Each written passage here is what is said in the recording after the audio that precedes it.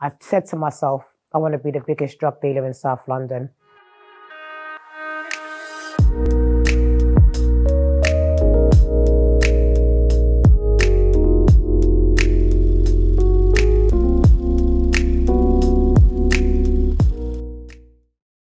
I'm Nequela Whittaker, and this is my journey. I'm from a place called Mitesfield in Brixton, South London. At the time, Brixton was infested with the yardies, so they came and they were selling drugs and crack and heroin. And my mum wanted to move us away from that at that time, so we moved to Clapham with the hope of better prospects. We was able to go into each other's houses because everybody knew each other. And if my mum wasn't on the estate, there was other people's parents that was looking out for us. It was even nicer because we had a garden. My mum didn't let us go out and play across the road with a lot of the other kids on the estate. Because we had a garden, there was no reason for us to kind of explore further. But the point where my life turned was when I was in primary school, and it was in relation to my sexuality. Lesbians and LGBTQ, that wasn't something my family was very accepting of because of their cultural background and where they've come from. It was tough because I had to live as one person in the day and another person in the nighttime. At home, I portrayed this sweet, innocent, angelic girl because that's what my mum wanted to see, innit? As a young person, I then discovered drugs. I was 13. I started selling cannabis when I was 13. Where in Clapham, where I lived, there was a substance misuse house.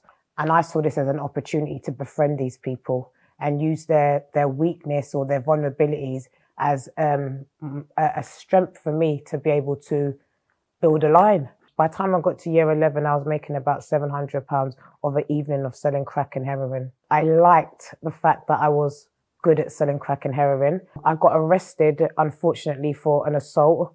And once I got that assault on my DBS or my CRB at the time, I said to myself, I want to be the biggest drug dealer in South London. And I happened to become a mule.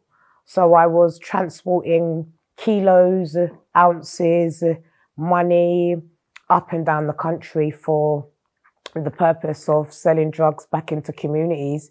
I was caught in 2000 and maybe 2007. I went on the run for a year because mentally my mental capacity couldn't manage to go into prison. At that time, I was smoking about 2 to 3 ounces of weed a week. My court case, I ended up going because I knew that I couldn't keep outrunning this.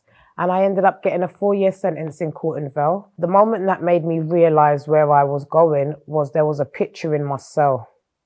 And I just kept thinking to myself, I can't end up hanging like this picture in the wall. And why I say that is because I could have got into an altercation because I was called the N-word. My first instance was to boil my kettle and start stirring the sugar because I was going to scold her.